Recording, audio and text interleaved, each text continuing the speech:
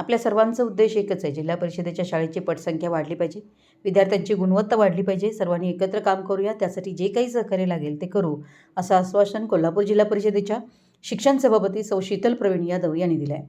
त्या टाळेकलभाऊ शिरोळ येथे तालुकास्तरीय मुख्याध्यापक आढावा बैठकीत बोलत होत्या. प्रारंभी पूज्य साने गुरुजी यांच्या प्रतिमेचं पूजन व दीपप्रज्वलन उपस्थित मान्यवरांच्या हस्ते करण्यात आलं. प्रास्ताविकात शिक्षणाधिकारी सौ भारती कोळी गट शिक्षणाधिकारी सौ भारती कोळी यांनी तालुक्यातील उल्लेखनीय बाबी व चांगल्या पद्धतीनं आपण कसं पुढे जाऊ शकतो याविषयीचा आढावा घेतला. पंचायत समिती सभापती मिलिंद कुर्णी यांनी येणाऱ्या काळामध्ये जिल्हा परिषद शाळेचा दर्जा व गुणवत्ता वाढवल्याशिवाय राहणार नाही असा विश्वास व्यक्त केला. त्यासाठी शिक्षकांच्यावर असणारा अतिरिक्त कामाचा बोजा कमी करण्याची मागणी केली. माजी शिक्षण सभापती प्रवीण यादव यांनी मनोगत व्यक्त करताना ते म्हणाले की आढावा बैठकीच्या माध्यमातून शिक्षण सभापतींचा एकच हेतू आहे की आपल्या गुरुजींची भेट व्हावी, आपण केलेल्या कामाचं कौतुक व्हावं.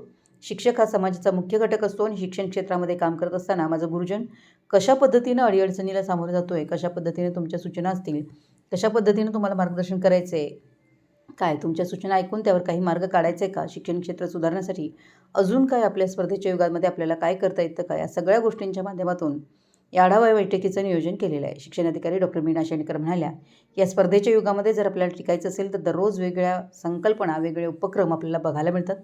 त्या माध्यमातून आपण सुद्धा कुठे काही कमी पडतो का याचा विचार करून शिष्यवृत्तीमध्ये शिरोळ तालुका अग्रेसर राहावा अशी अपेक्षा व्यक्त केली आहे. क्वालिटी व क्वांटिटीकडे लक्ष देण्याचं आवाहन.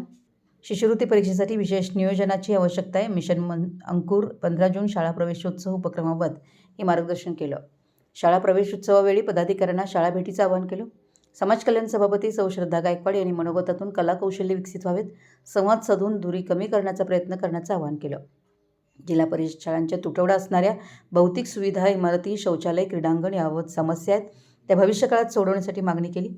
यावेळी पंचायत समिती उपसभापती सौ मनीषा कदम, शिक्षण समिती सदस्य प्रशांत शहापुरे, सौ उत्तरा शिंदे, जिल्हा परिषद सदस्य अमोल चव्हाण, सौ प्रचिता कोळी, सौ नंदिनी कांबळे, पंचायत समिती सदस्य बाबासाहेब वनकोरे, अविनाश पाटील, ज्योती कांबळे, दीप्ती जाधव, सीमा म्हैसाळे, फजल अली पाटील, नीलम मेत्रे, प्रवीण देसाई, प्रतीक पाटील, सहाय्यक गट विकास अधिकारी मुकेश सजगाने, उपशिक्षणाधिकारी श्रीत बडे, श्रीत काकळे, रत्नप्रभा दबडे, पंजाबराव मुरमुरे यांच्यासह सर्व संघटनांचे पदाधिकारी, केंद्रप्रमुख, मुख्याध्यापक, समग्र शिक्षा, BRC व कार्यालयीन स्टाफ उपस्थित होते. आभार जिल्हा परिषद सदस्य अमोल चव्हाण यांनी मानले. मराठी यस न्यूजसाठी शिरोळहून दिलीप कोळी.